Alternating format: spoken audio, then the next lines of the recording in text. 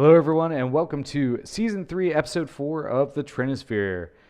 We are going to be talking today about some EDH staples, the top staples in each color.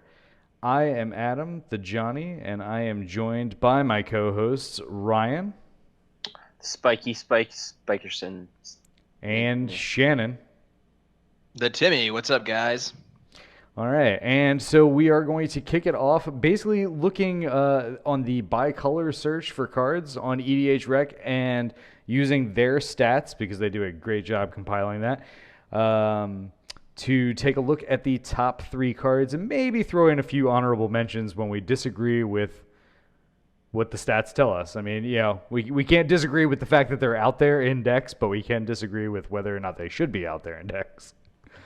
So let's kick it off with white. So looking at white, let's discuss one at a time for the top 3. We have up first, Swords to Plowshares.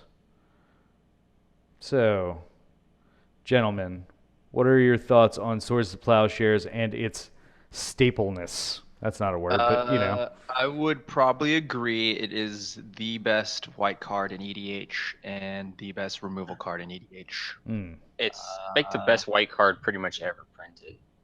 Yeah, the card's insane. I definitely play this in every single white deck I have ever built. I would say this one is pretty close to my 100% usage rate, so I would have to agree that this is one of my white staples for sure. Card's insane. Yeah. The exchange is just too high. Yeah, I mean, I don't know that I necessarily always run it in multicolor. You know, like if I'm 3 or 4 colors, sometimes it's hard to fit things in, especially if I'm trying to fit 1.5 million combo pieces. But if there's any space for removal, yeah, it's pretty much in there. Yep.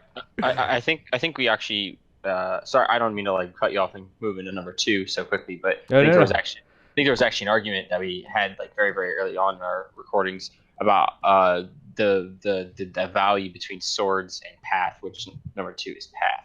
So how is it more valuable to give someone a life in EDH or the land? And I think we always came down to the fact that the life, you just always give them a life, because you never know what that land could really do for them, whether it was off color or the ramp up could really put them ahead. You never know.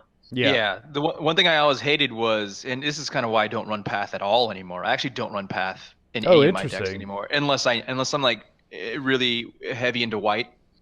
But I don't run path because it always feels terrible to path their commander. If you path their commander, you basically gave them 50% of the attack's cost in order to recast their commander. So all I had to do was play a land out of their hand and recast the commander. All you did was bounce the commander to their hand effectively. Yep. And you gave them a permanent ramp. So I usually don't run path that much anymore. The life gain rarely comes up as like a huge problem. Yeah. I probably haven't tracked like how many times they've gotten down to like 3 or 4 life, and then it would have been dead had it not swords. But I never care about that kind of thing. Yeah, I mean, I do tend to run both. I agree with you about the commander, but sometimes they have, an Eldrazi or something on the board that like is going to reshuffle in or just be a permanent problem. So I have no problem with them ramping a little bit for, permanent removal. I agree 100% that swords is definitely the better of the two. So does EDHRec apparently. Yes. Yep. It does. So moving into number 3, this one is interesting to me. I mean, I am a fan of this card, but it's a little bit odd. So we have Sun Titan. And if you don't know what Sun Titan does out there, we'll actually read some of these off. So for 4 white, you get a 6/6 with Vigilance, and when it enters the battlefield or attacks, you may return a permanent card with converted mana cost 3 or less from your graveyard to the battlefield. So feelings on Sun Titan as it's only in 30% of decks, so it's not like the most staple thing, whereas Swords was in 52% of decks, but... Yeah, this one's only in slightly more decks than Path, or slightly less decks than Path. It goes 50% for Swords to Plowshares, 30%, 31% for Path, and then 29% for Sun Titan. So there's a huge margin between these two and Swords to Plowshares. Right. Yeah, this one kind of surprised me too. I recognize that Sun Titan is probably one of the strongest Titans in EDH because recursion is amazing, and you can recur so much with Sun Titan in EDH. So many good cards. Oh my god.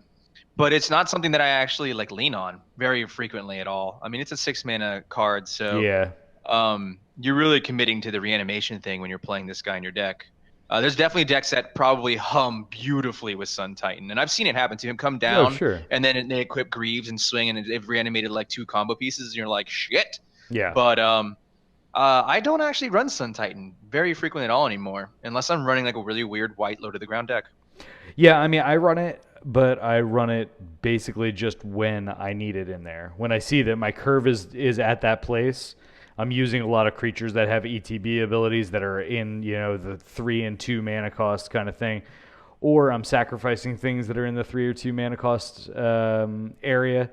But I don't necessarily I think include. Adam, sometimes you build around Sun Titan, which is kind of funny. I do. It's a combo piece. Sometimes I look at your deck list and I'm like, why are you running this? And you're like, it's because Sun Titan can recur this. And I'm like, oh, jeez. Clue stones, bro. Clue stones. the card breaks the rules of Magic, where you can technically get more than what you paid for something. So it's just such a really good card. The fact that it says any permanent, you get to grab back your fetch land sometimes, which is just ridiculous. In certain mono white like a myriad decks, this card's bananas. In certain green white decks, this card's bananas. Recurring Eternal Witness, stuff like that. Just there's really, really, really cool synergies. It's a very powerful card. Like you said, though, I don't know if you can just shove this in any deck and be like, yeah, I'm not play a Sun Titan. And I'm guilty just the same as Adam. Is sometimes it starts to warp my opinion a lot. I start to look for like a counter, like these synergistic components. I start modifying some of the other components of my deck to work slightly better with Sun Titan, and sometimes it's a downgrade. On what they do, those other cards. So it's like, dang, I should stop trying to build around this. Like, if he's not a perfect fit, then, but I'm not saying that he's a bad card by any means. I think he actually is probably the best Titan that isn't banned. Yeah, it's hard to say. But, he's very good. Any other ads from you guys as far as cards that were not in the top 3 potentially that you thought were, should have been up there and or just need an honorable mention from White? And coming in at number 5, you have Wrath of God. I'd like to see that at least at number 3, just to keep the sweep going. Because in Magic, what's better than creatures is getting rid of creatures, right? And getting rid of every creature on the board for 4 mana is just Wrath of God is the original Wrath. Like everyone calls them Wrath effects for a reason, right? This says can't be regenerated, 4 mana, destroy all creatures.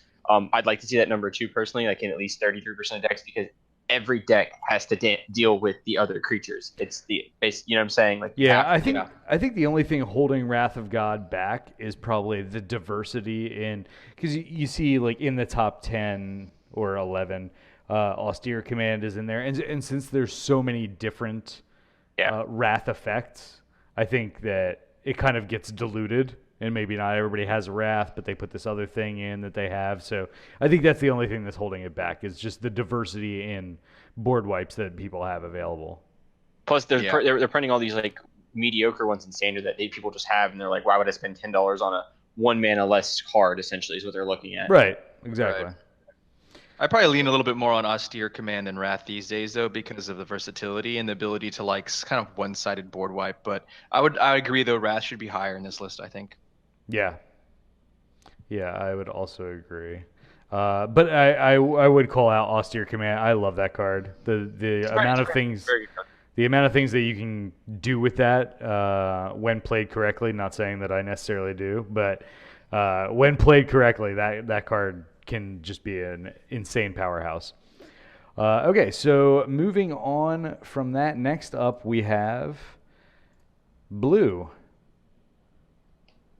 Right. Starting off with quite possibly the best card in Magic, EDH. Literally the best card. It's not a huge contest. It is only in 53% of blue decks. I'm not sure. There is 47% of the decks built incorrectly out there. Yep. All right, so first up we have Cyclonic Rift. So Cyclonic Rift is 1 in a blue for an instant that says return target non-land permanent you don't control to its owner's hand. Overload pays 6 and a blue, and bounce all of everybody else's permanents and leave your stuff alone. That's pretty cool. I mean, what would you say? Like once out of every 50 times you cast this, you have to cast it for its regular mana cost, and the rest of the time it's just game over. Yeah, I mean, honest to God, you could have flipped this card and said it's 7 mana, bounce all permanents to your opponent's control, and then it has like a 2 mana like discard this card, like weird cycling like thing. Like a cycling thing, yeah. Yeah. But no, you're right though. I'd say it's a little bit higher. I think it's maybe like 1 in 10 times it's used in like a clutch moment, and usually I'm really surprised and kind of impressed that somebody isn't like falling into the trap of never casting Cyclonic Rift for 2. Mm-hmm. But yeah, undisputed champion of all, I think, EDH cards. This is like probably the most powerful EDH card I can think of. Yeah, I mean, I think that probably, I mean, we would have to, delve into it a little bit, but and look at our games, but I would assume that half the time you cast this card, you just end up winning. Yeah, luckily our group uses a lot very defensively. Like this card is sometimes considered a very obnoxious offensive card because it's basically a win condition. It's basically like the blue overrun. You just bounce all their defenders and kill them. Yeah. But our group does a really good job of pressuring people, especially the blue players. So they end up having to use it as a board wipe, which so it doesn't necessarily like completely immediately win the game for them. It definitely takes them from the back foot to the offensive. Right. And like one end step. But yeah, it's such a good card that I wouldn't be surprised if there's a huge correlation between Cyclonic Rift cast and game wins. Ryan, what are your anything else to add to that one? I have sat and pondered why they created such an effect, because there's nothing really that answers it in Magic. Like, it says return everything that they control to their hands. There's no ability in Magic that says grounded or stuck or rooted or foot, or you know what I'm saying? Like, you can't stick something to the board to skip one bounce effect, and it's really dang. Wait, Allurin's the only counter to Cyclonic Rift. Gives all your small dudes flash and cast for free. but it bounces Allurin. Oh, damn it! Like, it's true. So here's the thing is like nothing. The fact that the card has no answer outside of another counter spell, which means if you're not playing another blue player, this card will always happen. Yeah. That's a problem. Yeah, the only thing that somebody could usually do in response, which isn't even a great response, is sack things to a sack outlet. Ooh. So I board wipe myself instead? Yeah, I mean... yeah. Okay. Call out or props to Noyandar, the only guy who can fight Cyclonic Rift. There you go. Lands into creatures. Oh my god. For all those Noyandar decks out there. The 3 of them out there. Yeah. Rock on. So the card's the bee's knees. It needs to be literally in every deck that has a blue symbol. It just answers anything.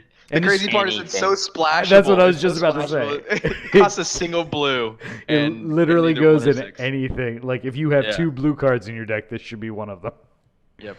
Okay, so next up is kind of one of the OGs, and I think that is giving it more of its reason to be in here than anything else. Counterspell.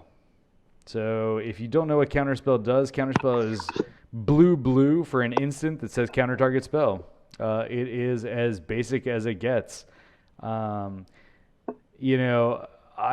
used to run Counterspell in everything blue. But because I play a lot of multicolored decks, I don't always have the 2 blue, or don't always have the 2 blue to leave open after I'm doing something else. So I've tried to lean on some other types of cards. Disdainful Stroke is one that I play with a lot now. I know a lot of people use Swan Song, Arcane Denial. Ryan, what do you think about the OG here, the progenitor of all counterspells?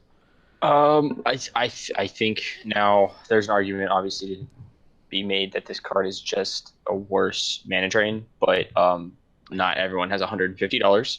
True story. So that there's, I mean, realistically, if mana drain cost $1.29 this card did, it would be number 2. Yeah.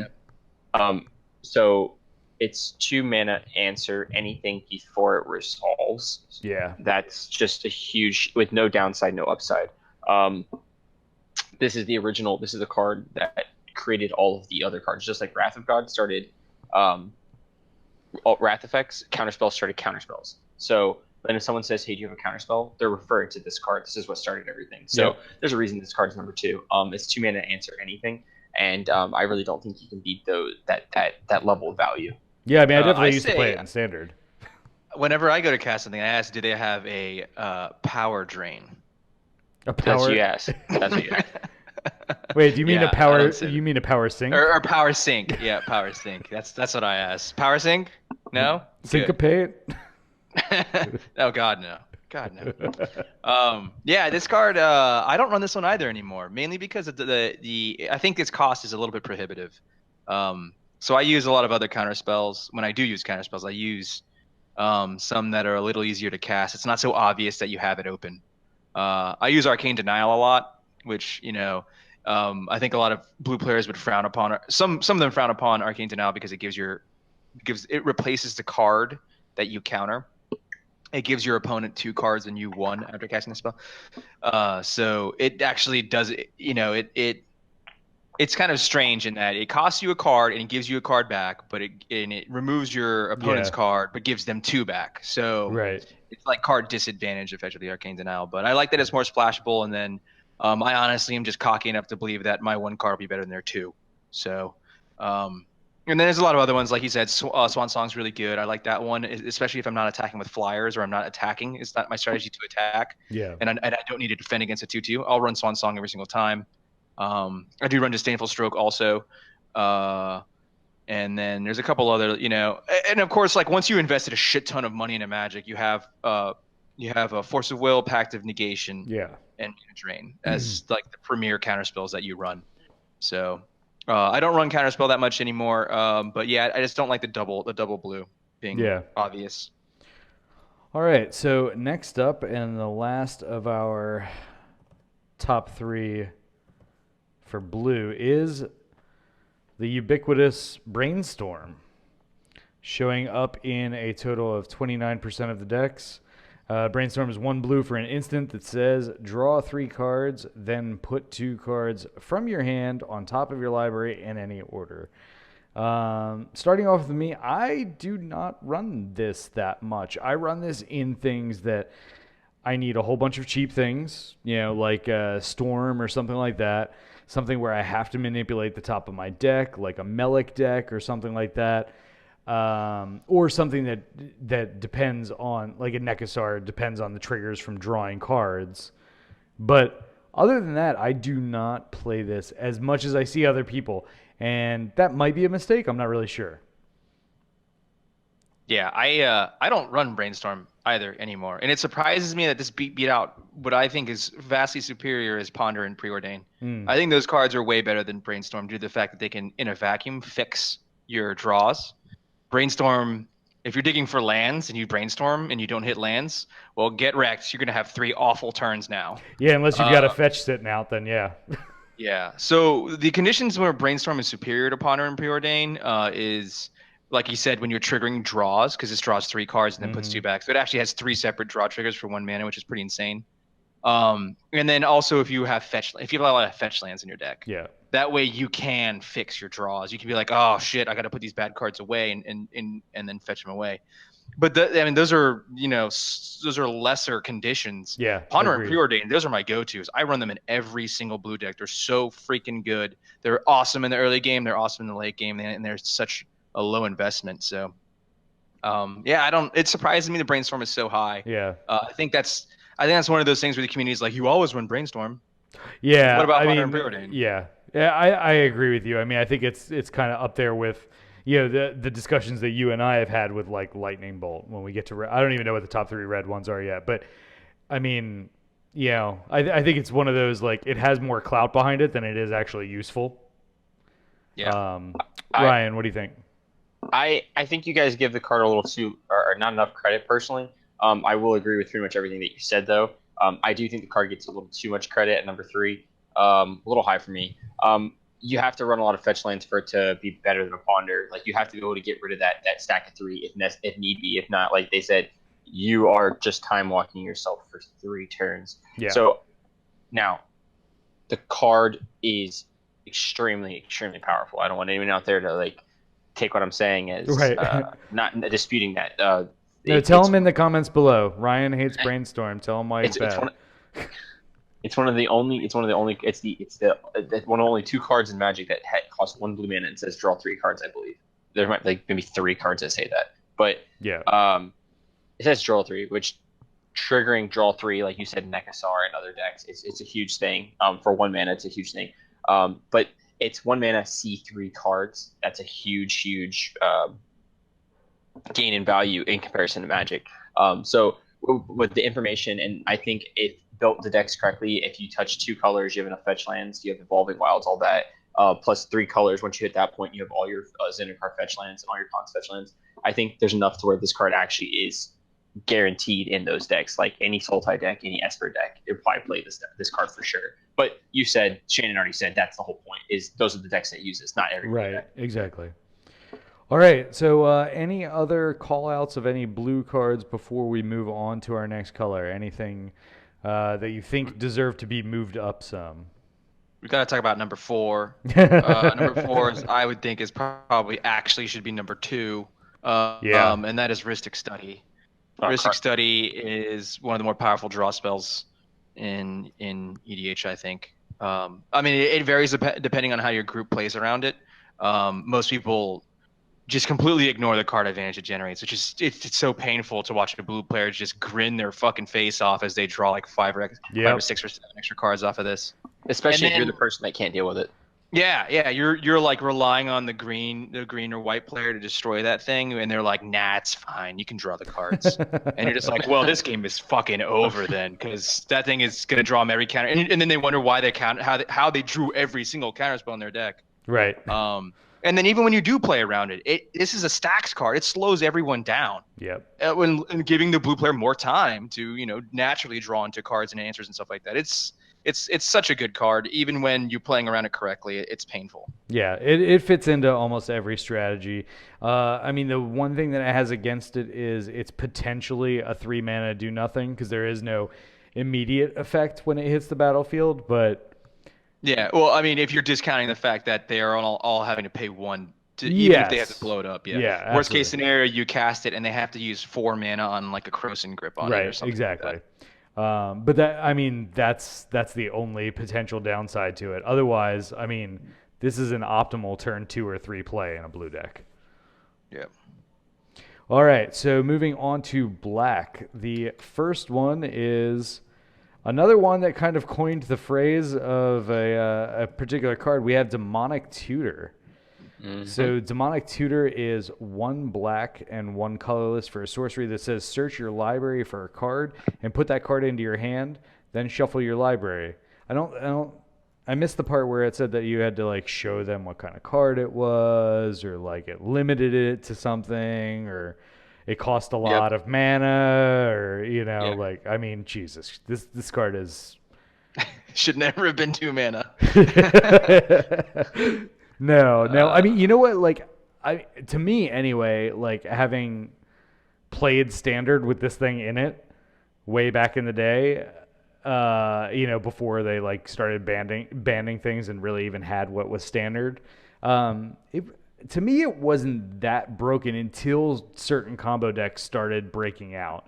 It's when more cards became available that the card became more powerful. Because exactly. It turned into more copies of those powerful cards. Yeah. Yeah. Which I think it went on the restricted list first, and then it became banned. But yeah, card is insane. Card is unfortunately $40 now. But yeah, that's probably the only thing keeping it as low at 33% utilization as it is right now. It could be up there with Cyclonic, 50, closer to 50 plus. If this was $5 and it wasn't at 50%, I'd be really surprised. Yeah. So Tutor's always really good in EDH. EDH was originally envisioned like a casual format where it was a singleton for a reason. Like you wanted a lot of variety in your game. So as competitive people got in there and they want to try to optimize their decks, the easiest way to cut through a singleton format is to simply run, your Tutors. That becomes the second or third or fourth instance of your combo piece or whatever, right? Yeah. You just got to draw either the combo piece or a tutor to get the combo piece. So, Demonic Tutor definitely the strongest black card in Magic, I would say. Yep. All right. Next up, we have Phyrexian Arena.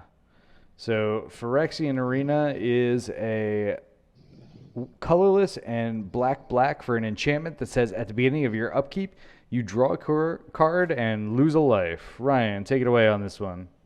All right, so this card is extremely unique. I don't think there's really anything in Magic that's even close to this, right? Like 3 mana, just upkeep, lose a life, draw a card. I mean, I guess there's like all the blue things. It's just the color. It's the color that makes it so unique, right? Yeah. Nothing in black says just draw a card. You usually have to lose a creature at some cost or life or something ridiculous like greed, Erebos. They all say paid life. This one just kind of like passively does it. You don't have to pay anything, and there's no mana investment, which is huge in black because you're usually dumping your mana into some sort of X spell or something to catastrophically ruin the board state. So that the fact that you can stick this, and the other big thing is black is probably the most. I'm sorry, black relies heavily on its devotion, and this has 2. That's huge for black. Devotion is a huge thing in black. Gary wins games every single freaking day. Why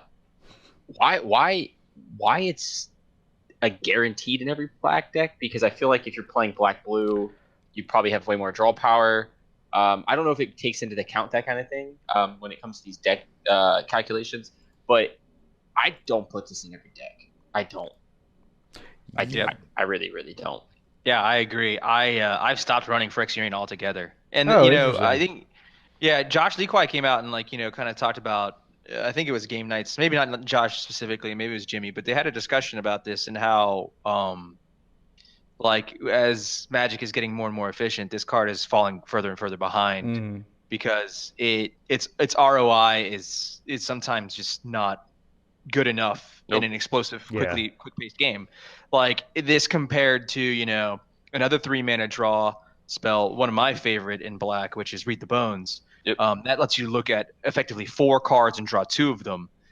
So if you kind of factor the whole scrying thing as maybe half of a draw, then you could kind of say that in theory that Read the Bones gives you maybe three instances of card advantage. That would take Phyrexian Arena 3 turns in order to give you that ROI. So, and it can be destroyed in that time. So it's considered a little slow in my opinion. I don't generally run anymore except for the instances you talked about, Ryan, where like I'm devoting. This card's obviously really good with Gary. Yeah. As is a lot of black enchantments that kind of just hang around.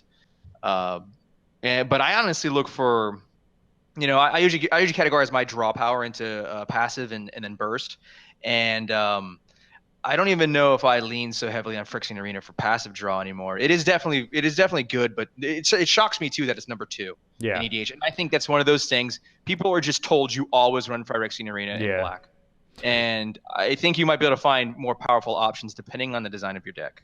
I think what we keep bringing this up actually, and I think this is probably the 3rd time you've said this. I think that 4 years ago, maybe 3 years ago, running Phyrexian Arena in every black deck was the case. Yeah. Like I think that our card pool and our access and like you just mentioned, the power level of cards have just changed so much, especially with all these products coming out so rapidly. Dude, the format is changing. These cards are not nearly as good as they used to be. Yeah. Yeah. And I think EDHRec has the kind of like, I wouldn't say it was a problem, but the misfortune of the fact that it has so many decks in archive. This card is considered to be utilized a lot just because simply so many decks were built a while back when everyone ran Phyrexian Arena. It is possible that it's basically like legacy added to the list. I will just bring up one point. Since we are talking about this list, and I know this is probably halfway through our podcast now, so it's probably a bad point to bring this up, but we are talking about, like you said, newer cards coming up and everything. If you notice, for instance, Dictative Erebos is number 6. Dictative Erebos has only been out for like 4 years. Demonic Tutor's literally been out for almost the entirety of Magic. Yeah. It's true. Yep. And Arena's pretty old too. 5 spaces separate a card that's 4 years old, or a 25-year gap between 2 cards separated by 5 spaces. Yeah. Yep. I mean, Phyrexian Arena, I feel the same way. I mean, I run it in mono black decks because I'm just like, okay, it's another draw source, but I literally do that with like, I don't know, null perfusion. So. Yeah. And I think the other thing too that we're not really taking into account, or we at least haven't brought up, I'm sure we have brought into account, is that commanders, the amount of commanders, the amount of legendary creatures we have access to now, the amount of color schemes that goes across the amount of build arounds we have now, especially with the 4-color commanders and all that nonsense. Like, you don't necessarily want to run Damnation in your Atraxa deck if you're building a 1/1 counter deck, right? Yeah. It's a black deck, but you're not playing a board wipe. Yeah, I think you're right. The more access we have, and as easier it is for players to play multicolor, then the less they need to rely on Arena when they have a better option. Correct. Yep. All right, so our third card in black is Demonic Tutor 2, Diabolic Boogaloo. Yeah, this is a hard pass. This is obviously the reason it's run is because no one can afford Demonic Tutor. Right. I mean, I understand that. Like, if you're on a budget, like you're building like, $100 or less EDH decks, like I get it. But even then, man, I'd rather play like Read the Bones or something and just dig through my deck than pay 4 mana to tutor something. I don't know. Diabolic Tutor to me is really loose. I'm Go ahead. I understand though. Like, this is the budget version of Demonic, and I think I ran it in all of my black decks up until like I could afford a Demonic Tutor, and then I immediately replaced them all. Yeah. But like, like if you're not willing to spend $40 on a Demonic Tutor, then you run Diabolic Tutor in every single deck. So I can kind of understand how it got up this high. It's just because it's a budget consideration. Yeah. 3 out of the top 4 cards are all the same card. They all for some sort of variation of mana. Yeah. Search for any card that you don't have to show your opponent. So no information, by the way. That's the kicker there. Yeah. And you get to put it either in your hand or on top of your library. This one, puts it instant, whatever. Point is, this effect is extremely powerful. The whole point is that the concept behind this, and I really just want to put this in perspective, is the reason that this one is it says 2 mana. For 2 more mana, you can cast any card in your deck. For 4 more mana, you can cast any card in your deck. That's true. That's what these cards say, and that's why they're so highly prioritized. Because when someone goes and decides to drop $10 or $11, or I guess now it's like fucking $30 for a Grave Titan, they're okay with spending 4 mana to go get that 6 mana creature, so they can play it. Because that's what they want to do in Magic. They want to cast that awesome spell. So they're willing to waste a spot on a card that's going to go grab a more exciting spell to play. Yeah. There's nothing more gratifying than like the board state getting really out of hand, and then you top deck a tutor, and you're like, oh, good, I have just a card in the deck for this. Like, it's more hilarious to top deck the actual card. That's like the actual blowout and the big lull. Yeah. But getting a tutor is just as nice because you're like, I built my deck effectively. Like, I have an answer for this situation, and now I'm going to go get it and show it to you. Yep, and then people are always like, what you going to get? What you going to get? Huh? It's like, why don't you wait and find out? Because it's going to be a blowout. All right, so moving on to some of our honorable mentions, I'm going to start off because I looked down the list a little bit, and this one is only at 11%, whereas Phyrexian Arena is at 31%. And for everything that we said that was good about Phyrexian Arena, this thing does better, and it's Necropotence. Yeah, that card is pretty busted. Yeah, I mean, it's got better devotion. It lets you draw as many as you want. Yeah, it's at the end of your turn. There's ways to work around that, etc. Like, it costs the same amount if you're in mono black because it costs 3. And it's cheaper monetarily. It's only $7 now. Phyrexian Arena is $11. Yeah, that's kind of insane. You're right. Like, this card does because Arena, you don't reap the first benefit until your next upkeep. Right. So effectively, Necropotence will have done the same because you cast it on the end of your turn, you pay the life to exile the card, and then you draw it at the beginning of the next end step, your opponent's. Right.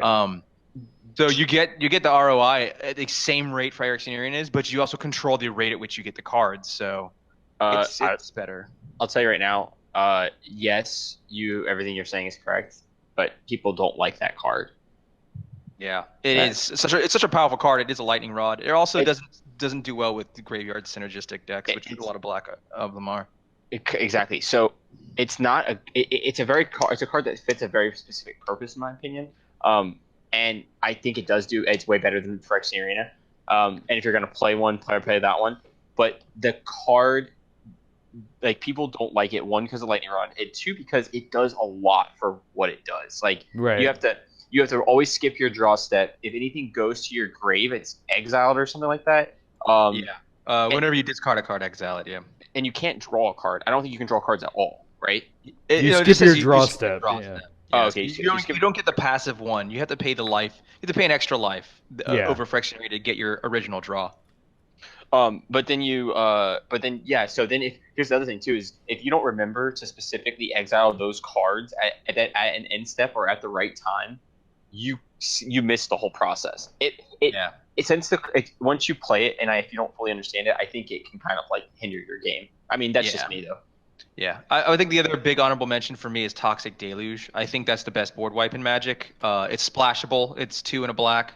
It also gets you indestructible, unlike a lot of the other board wipes in Magic. So, I always think of my life as a resource, so I'm always willing to pay every single amount of life I have, except for the last one. I have literally paid 15 or was it 13 life to kill an Emrakul? Yeah, and it was the only creature on the battlefield, and I was like, all right, cool. I'll pay 13 life to kill that thing. No problem. Not even gonna bat an eye. Yeah, I mean, I have to agree. This is more and more like I saw a few people in our playgroups using it more often than Damnation, and I was like, wow, that maybe is just singularly better than Damnation. So I've started to use it a lot more often, and yeah, it's this card is insane. All right, so moving on now to red. The first up is one of our highest casting cost cards on the list. We have Blasphemous Act.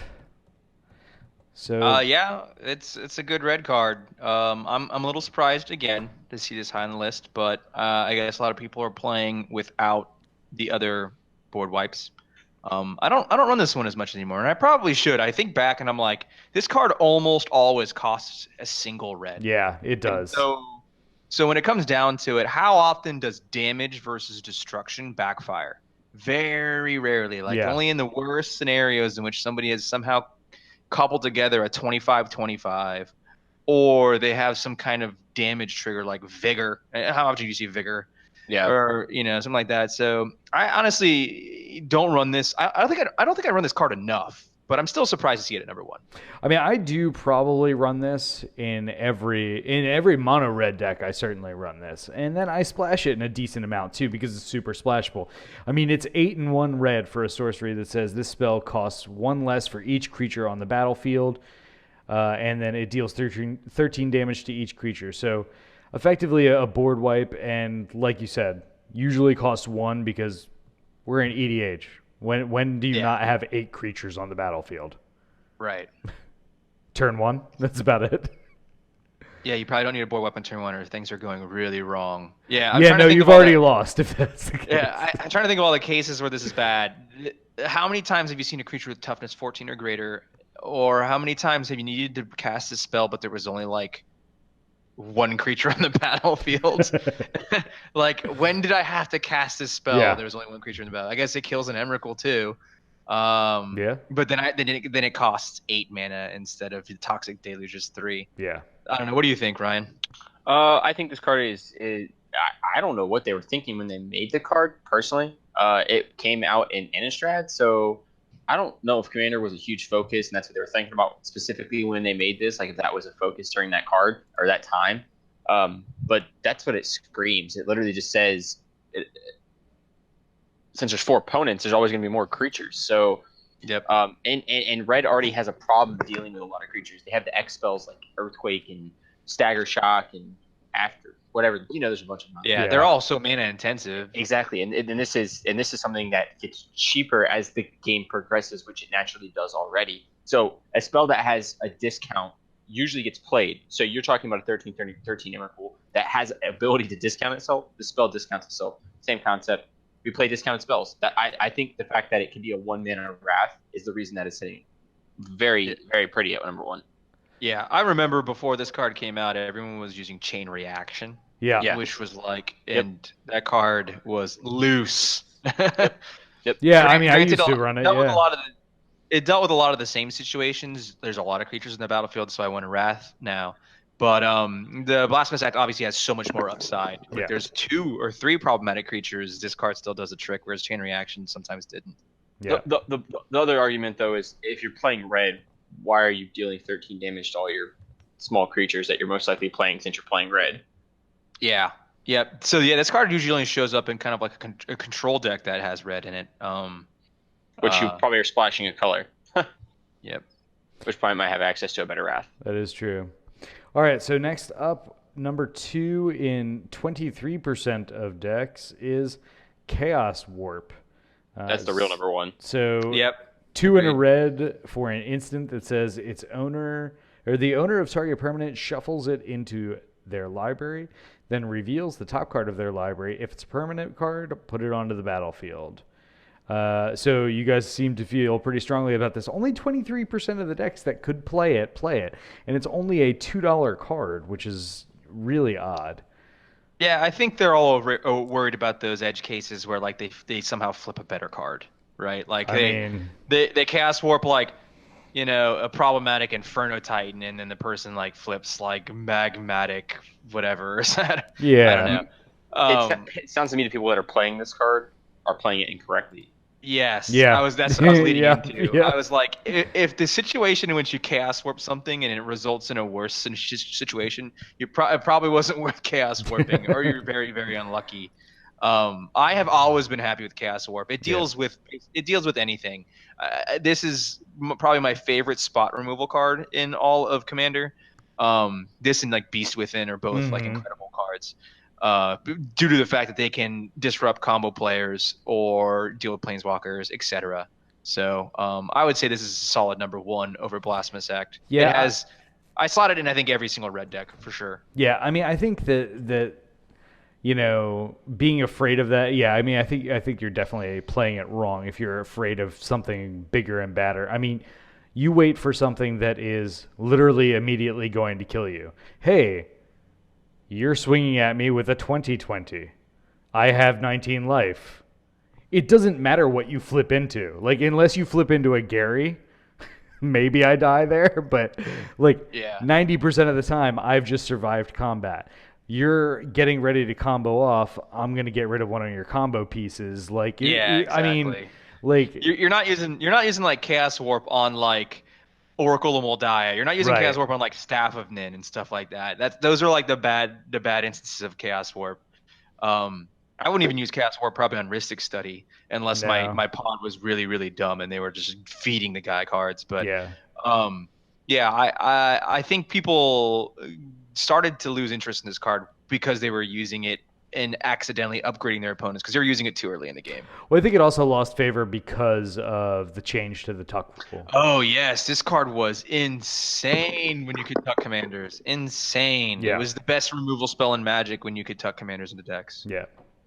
But that has unfortunately all changed. Now, the next one up is one of my personal favorites. This is one that I went so heavy on. As soon as I saw this card, I was like, this is going to be a thing. This is going to be like the next big card in EDH. And it is Vandal Blast. So Vandal Blast is 1 red for a sorcery that says destroy a target artifact you don't control. Overload, pay 4 and a red, and destroy all artifacts you don't control, or each artifact you don't control is how it actually gets worded. Just the best Shatter Storm, Shattering Spree, Shatter thing that you ever could want. Yep. Yeah, I would say these top 3 are actually solid. I'm maybe a little upset in the order in which they appear. I think Chaos Warp is higher than Blasphemous Act, but I definitely think Vandal Blast is probably the number 3 pretty solidly. Yeah. I probably don't run it as much as I should, especially because they keep freaking reprinting Sol Ring, so everyone has good artifacts in their deck. Yeah. I tend to probably devalue this one too much because it doesn't, obviously interact with enchantments, and I sometimes have more problems with enchantments than I do artifacts. But this card is so good.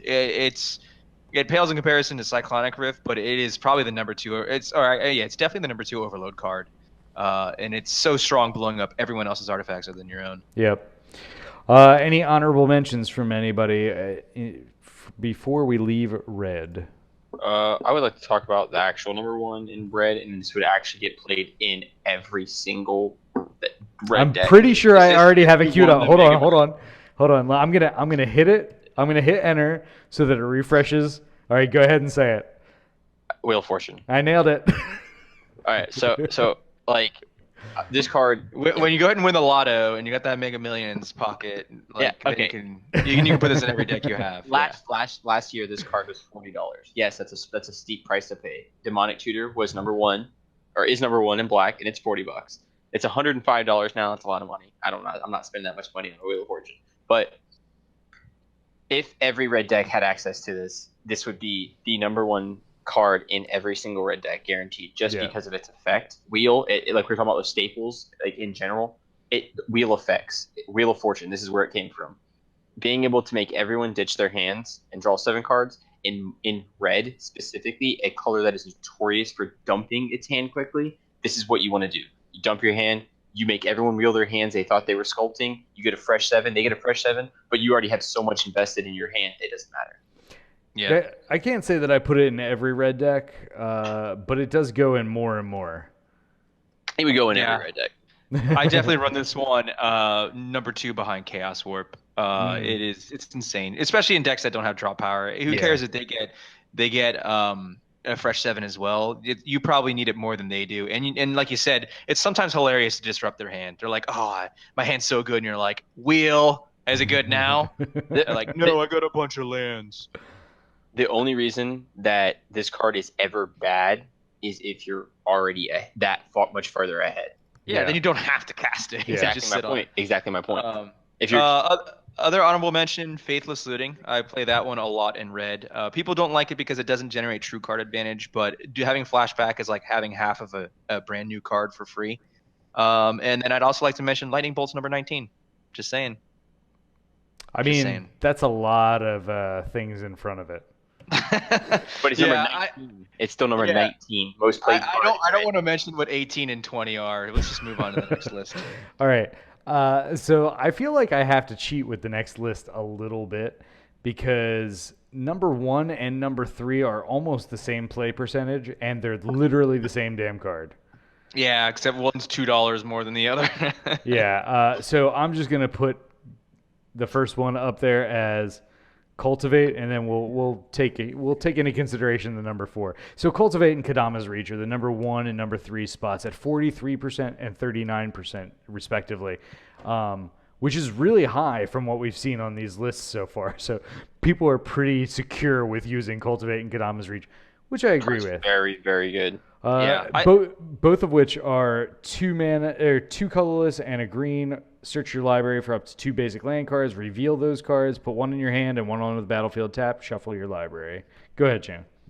This is definitely the best ramp spell in Magic, I would say. I like to think of it. I see sometimes a lot of pro players, they just stop thinking about the individual power level of the card. They just speak in terms of card advantage. Like getting an extra card in your hand, regardless of what it actually was, it's still an advantage that they seek out over their opponent. And so if you look at that way, this is a 2 mana ramp spell, a rampant growth that draws you a card when it's done. Like that, and there's no other cards that do that, and especially not at this price point. Like, you can say Explosive Veggies does, or the better Sky Shroud Claim. I prefer that one over Vegetation. I agree. But those cards, you're paying extra mana and getting almost the same value. Like almost every time I cast Kodama's Reach, I'm also able to play that land that turn. So the one that goes to my hand. Right. Yep. It often plays as powerful as the 4 mana derivatives, and the extra card that you draw for this is so much better than Rampant Growth, Farseek, and Nature's Lore. Yeah. I think these cards are honestly insanely good, and people don't realize how good they are for the mana investment. Yeah, they're so powerful. Yeah. So moving on to the next one, I think we're all gonna have a lot to say about this one because Cultivate, Kadama's Reach, they're amazing. But next up is E-Witness. So Eternal Witness is 1 green for a 2/1 human shaman, and when it enters the battlefield, you may return a card from graveyard to hand, like a Cultivate. or Why like not? literally anything. Anything. We talked about it. I talked about it last week. It was one of my cards in the review. Golgari Brokefinder, or whatever the hell his name was. Yeah. This effect, it hasn't really been dubbed anything because there's not enough effects for it to matter. I guess you'd call it the witness effect. I mean, it's a regrowth, right? Oh, regrowth, is that what it is? Yeah. Oh yeah, that's a creature version of regrowth. Yep. Yeah. Regrowth on a stick. So yeah, it's a regrowth. These regrowth effects are so uncommon. Just so uncommon. And the unique thing about, like we said, it's on a stick, so you can get it back with things like Sun Titan. Oh. Yep.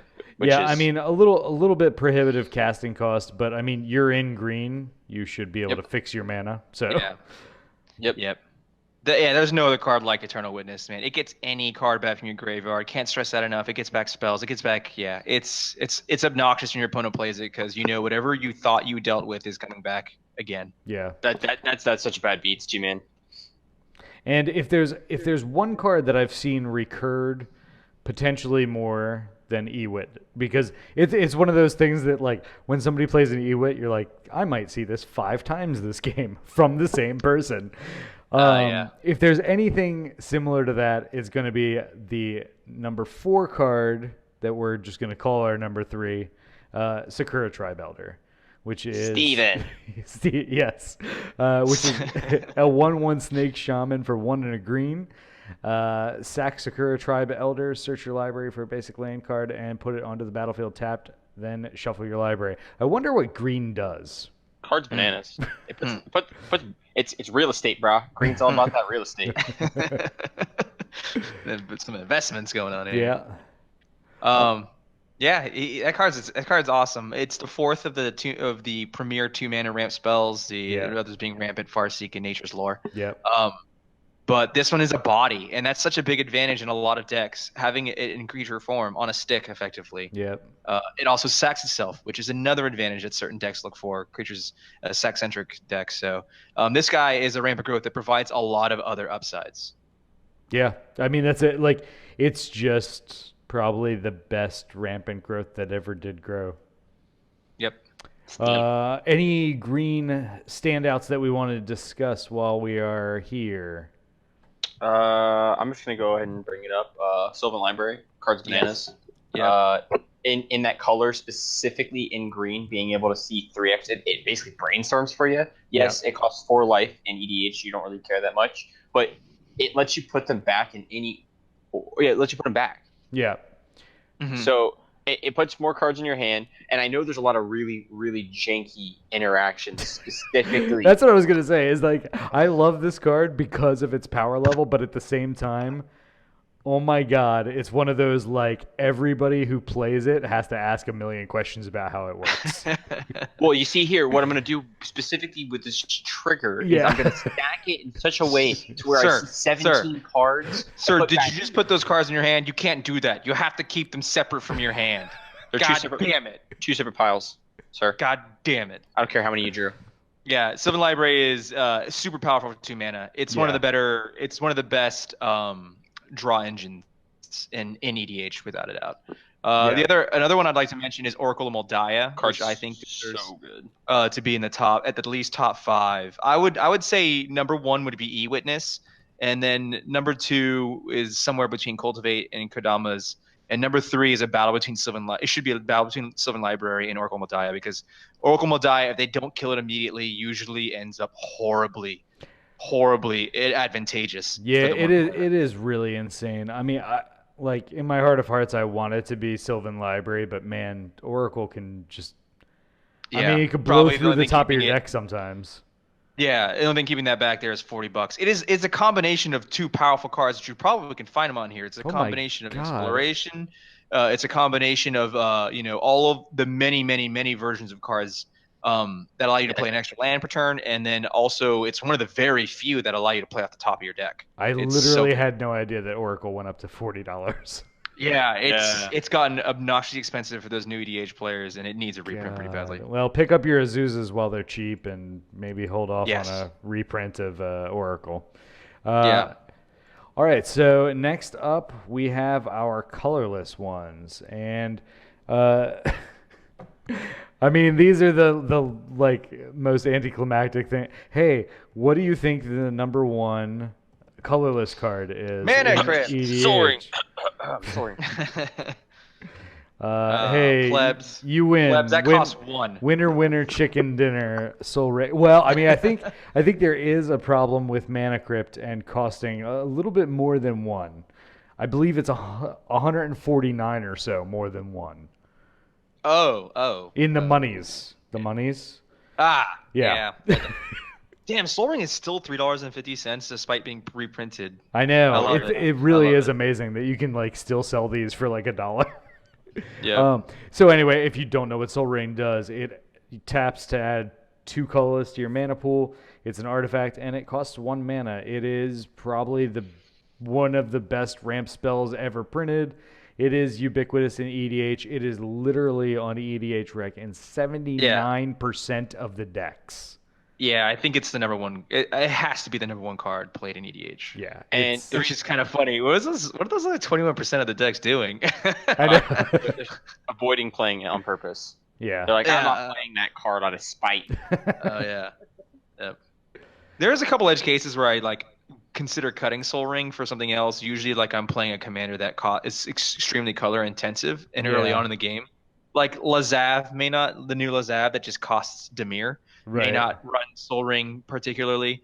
I'm not sure that I actually run it in Trostani because she costs double Selesnya. Yeah, so like you need to have access to those things that the signet style things that can convert colorless into color in order to have a really like perfect curve if you start with a Soul Ring. But honestly, those are very few instances, and there's probably so many other cards in your deck that benefit from coming out 2 turns earlier. That you should always run Soul Ring. Yep.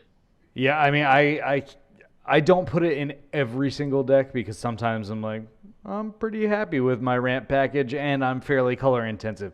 But I would say 90% or more of my decks have it in there because it's so efficient. I always ask everyone. I say when someone's like making an argument about Soul Ring, I go, what I want you to do is lay your deck out, look at your 4-drop slot, and I want you to ask yourself, if you do that on turn 2, how much further are you going to be? Oh my god. Soul Ring into Oracle Moldiah is... They're just saying, I'm like, yeah, like doing this on turn 2 is better than on 4, trust me. Yeah. All right, next up is another, kind of everybody knows it staple. Apparently I can't spell it, though, so it is Lightning Greaves. Yeah, I mean, dude, I can't spell anything. Let's all get over that, I want to go fast. So Lightning Greaves are 2 mana for an artifact equipment. It says equipped creature has haste and shroud, and it equips for 0. That's pretty insane. The whole equip for 0 thing, instantaneous defense. Yeah, well, sorcery speed defense. Yeah, the only thing that I don't like about this card, and the only reason I leave it out, is if for some reason I need to interact with my commander because it gives Shroud instead of Hexproof. So if I have to interact with, or not just my commander, but if I have to interact with my creatures, like bouncing them back to my hand and have to target them, it gets in the way there. Also, I have a lot of decks that don't really care about swinging or tapping. Like they're just, pillow 40 or something like that. So I don't always put it in. But if I ever want something to turn sideways, it pretty much goes in there. Yeah. Or your deck completely relies on your commander existing for an extended period of time. But even then, like, I don't really run Greaves or number 3, which happens to be Swiftfoot Boots, which explains what you were saying, giving hexproof over Shroud, but costing 1 more to equip.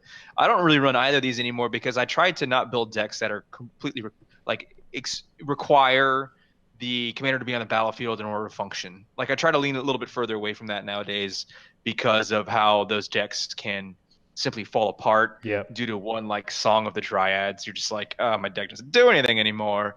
Or that they're able to deal with it enough times that your commander costs so much it's tough to continue to function. But I would say that this is still definitely number 2. Lightning Greaves is the second best artifact in EDH. I just happen to not run it, and I acknowledge that's just a personal choice of mine. Yeah, I mean, to be honest, I'm a little surprised that a couple of these aren't closer to taking Greaves or Swiftfoot Boots out. I mean, Skull Clamp and Divining Top, like I would have thought that either of those could be your 2 or 3. I have answered this question. What's that? What's that? What's the answer? Okay, so when I first started playing EDH, something that really pissed me off was I really wanted to play my commander because you pick your commander for a reason, right? You want to play those. You want to play those colors. You want to play around what they do. That's the whole point. Yeah.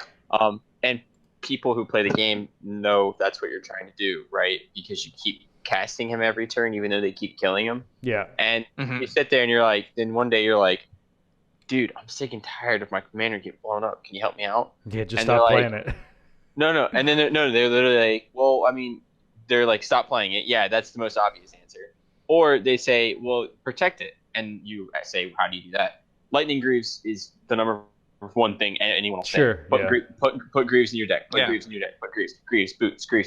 And they're like, what is this? Someone goes and sees this, and they're like, wait, no one can blow my shit up anymore? Okay, sign me up. There's a reason these are in every deck. Yeah, and it used to be, many years ago when we started probably all getting into EDH, there wasn't very many board wipes. And they were very expensive monetarily. Yeah. So Greaves was just like so good in those days. But then they started reprint. Day of Judgment came out, the cheap Wrath of God, and they started printing more and more of these like different iterations of Wrath of God, and they started to become very popular in EDH. But before then, Greaves was just like so good. You had to destroy Greaves every time somebody cast it because that was the only way you're gonna be able to get to the commander. Yeah, I mean, I try not to run these that much because I'm usually not depending on those kind of effects, but. Yeah, I mean, they definitely do defend your commander like nothing else. So before we close out the entirety of the show, any artifact staples that you guys want to call out? I was going to call out Solemn, but because of how many things he does, and he's colorless. Yeah, you put so many decks. He's an awesome card. The thing about it, though, is we talked a little bit about it. He's too slow. Now, he's kind of getting there. I mean, like I still do include him in a lot of things, if not almost every deck. But I mean, 4 mana is starting to be a slot where I want bigger things happening.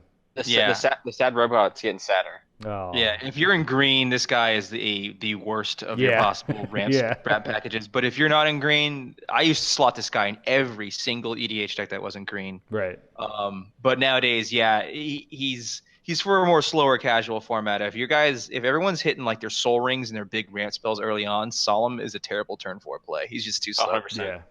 100%. Other audible mentions, I actually like Mind Stone. I probably play Mind Stone. I love that one. But behind my 2 is obviously Soul Ring and Mana Crypt. Mana Crypt only because I managed to acquire one. But if I did not have a Mana Crypt, my number 2 rock would be Mind Stone because it has the ability to sack itself to draw a card. So it runs dual role, similar to Solemn, but at a much cheaper scale kind of thing. So. Yeah, and it's only 2 mana. I have kind of relegated myself, other than maybe like Chromatic Lantern and things like that, to my ramp spells are going to cost 2. Or less, and Mind Stone fits that bill perfectly. I generally, if it costs 4 or 5 or 4 or more mana, I don't consider that a ramp spell. That has to be a synergistic card that fires with other pieces of the deck. Right, like Gilded Lotus or Thran Dynamo or something like that. Yeah.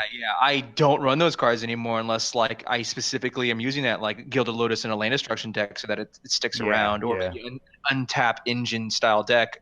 Those I don't consider ramp because if you start them with them in your hand, there's a solid chance you may not be able to cast it with what you have.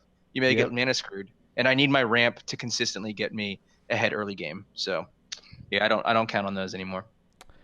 Yeah, I agree. All right, so with that, we are going to wrap things up. So thank you all for joining us, and catch us next time. We are the Trinisphere. Make sure you share, like, subscribe, comment below. Yes, Shannon did mention something about a land destruction deck. So look, Put all the hate in the comments that you want. That's the thing that might happen. It's what Boros excels at, baby. You just right. got to embrace it. All right. So until next time, everybody, keep brewing, my friends.